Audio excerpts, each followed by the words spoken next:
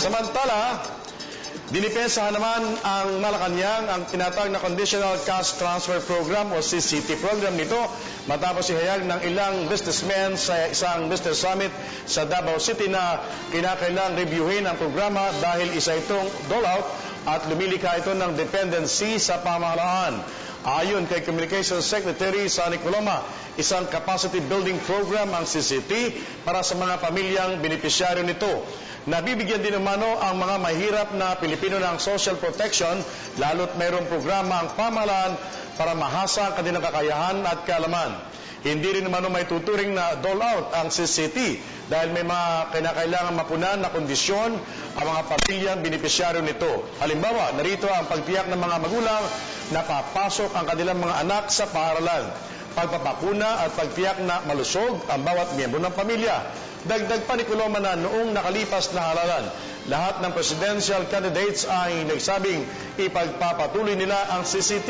Batay din sa resulta ng public opinion survey, mahigit sa 80% ng mga Pilipino ang nagsabing iboboto nila ang kandidatong magpapatuloy ng nasabing programa.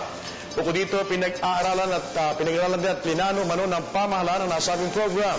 Iginit pa ni Coloma na mayroong 1.4 milyong pamilya o katumbas na 7 milyong Pilipino ang nakaalpas na mula sa kahirapan bunsod ng Conditional Cash Transfer Program.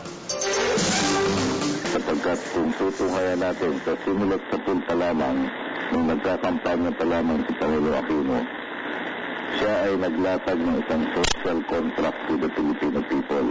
At isa sa mga mahalagang punto doon sa social contract na yun at plataforma ng gobyerno niya ay ito, no? And I will quote from that social contract. Ang kailangan daw magkaroon ng transformation o pagbabago, and I quote, from government anti-poverty programs that instill a dole-out mentality to well-considered programs that build capacity and create opportunity among the poor and the marginalized in the country. At napakalinaw, Alan, no, mula pa sa umpisa ay determinado na sa Pangulo Aquino na ang ating anti-poverty program hindi ito maituturing na dole-out. Dahil yung salitang dole-out ang ibig sabihin ay inabot lang. Mayroong kamay na nakabukas, inabot lang yun, binigay yun, at kinalimutan na. Hindi naman po ganun yan. Kaya't malinaw na hindi ito lumilikha ng dependency. Ang nililikha nito ay capacity. At para patunayan pa ng higit, pinalawig pa yung programa para yung pag-aaral ng mga benepisyaryong pamilya, pag-aaral ng mga anak ng mga benepisyaryong pamilya ay extended na hanggang high school. Hindi yakin na extended hanggang high school.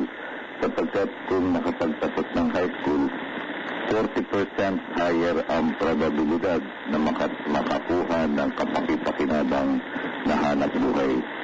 At kung tutusin natin lahat ng mga kabutihang na isagawa na ito na naberipika at napatunayan hindi lang ng ating pamahalaan kundi ng mga independent outside entities katulad ng World Bank at yung government of the United States dahil tumutulong nga din sila doon sa pamagitan ng Millennium Challenge Program doon sa ating anti-poverty program.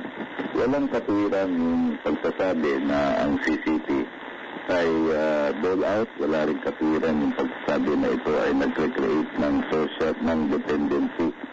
Ang ginagawa po natin dito, tayo ay naghahatid ng social protection at mayroong desididong programa para mahasa ang kaalaman at kakayahan ng ating mga kababayan, lalong-lalo na yung nabibilang sa pinakamaralita sa ating lipunan.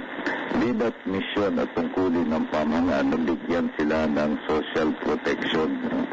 Libat misyon at tungkulin ng pamahalaan ay angat sila mula sa kahirapan. Yan siguro ang dapat na mabatid at maunawaan ng ating mga business, kasapi ng business sector sa kanilang pagtutukin sa Conditional Cash Transfer Program.